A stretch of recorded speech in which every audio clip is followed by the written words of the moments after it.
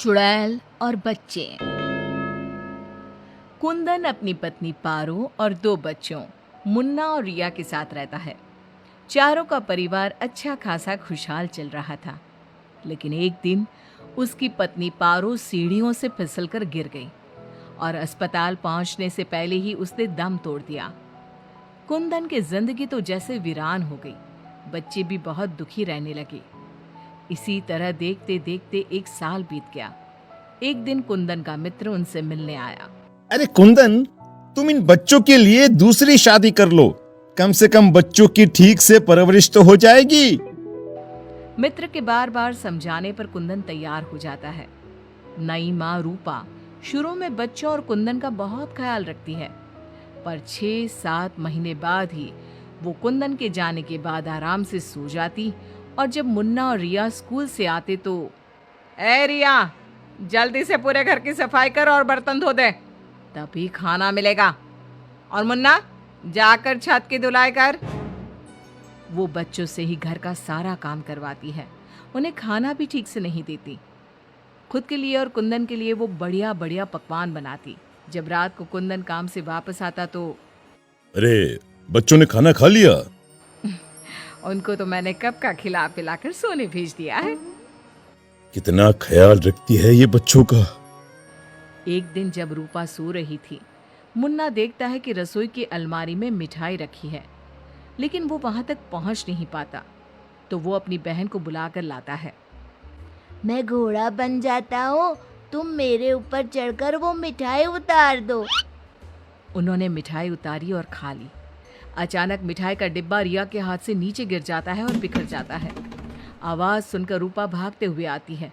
उसने आओ देखा न ताओ और दोनों की खूब पिटाई करती। जब देखो तब भूखे ही रहते हैं ये बच्चे, न जाने इनका पेट है कि कुआं।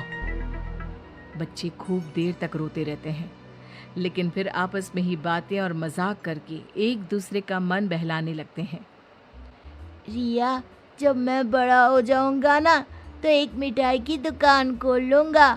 पहले हम लोग खूब सारी मिठाइयाँ खाएंगे और फिर बेचेंगे।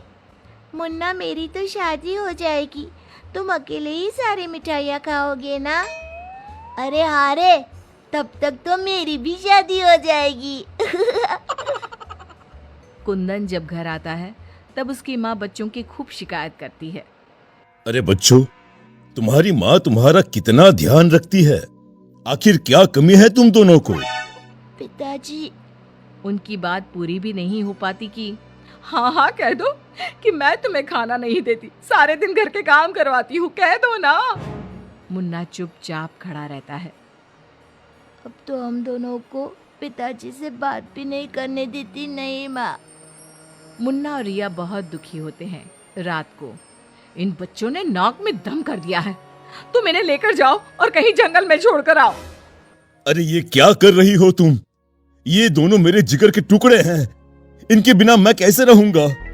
कुंदन को बार बार समझाने पर भी जब वो नहीं मानता, तब उसे एक उपाय सूझता है। कुछ दिनों तक वो बच्चों के साथ खूब अच्छे व्यवहार का नाटक करती है। बच्चे खूब खुश रहते हैं। एक दिन, सुनो, जल्दी से नाश्ता लगाओ, मुझे 2 दिन के लिए शहर जाना है। रूपा बहुत खुश होती है। वो सोचती है कि ये तो बच्चों को जंगल में छोड़कर आने से रहा, मैं ही इन्हें छोड़ आती हूँ। कुंदन के जाने के बाद, बच्चे चलो, आज हम तुम्हारी नानी के घर चलते हैं। बहुत देर तक चलते चलते जब वो सब घने जंगल में पहुंच जाते हैं तब, माँ, इधर का नानी का घर है, लगता है हम रास्ता भूल गए हैं। अच्छा, तुम लोग यहीं रुको, मैं रास्ता पूछकर थोड़ी देर में आती हूँ। हाँ, ये कहकर रूपा उन्हें वहीं छोड़कर चली जाती है। बहुत देर हो जाती है और रूपा वापस नहीं आती तो, माँ कब आएगी भैया? इस तरह सुबह से शाम हो जाती है। जहाँ एक तरफ बच्चे जंगल में अपनी माँ का इंतजार कर रहे होते हैं, वहीं दूसरी तरफ रूपा घर में आराम से बैठी थी। इसी तरह 2 दिन बीत जाते हैं और 2 दिन बाद कुंदन जब घर वापस आता है तो, बच्चे कहाँ हैं? मैं उन्हें जंगल में छोड़ आई। ये तुमने क्या किया रूपा? बच्चे बेचारे जंगल में अकेले कहाँ भटक रहे होंगे? क्या किया तुमने ये? देखो, अगर तुम्हें अपने बच्चों की इतनी ही